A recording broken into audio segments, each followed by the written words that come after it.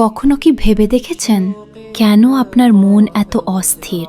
কেন মানুষের সামান্য অবহেলাতেই আপনি ভেঙে পড়েন? কারণ মানুষের হৃদয় এমনভাবে সৃষ্টি হয়েছে যে তা প্রকৃত প্রশান্তি খুঁজে পায় কেবল তার রবের সান্নিধ্যে।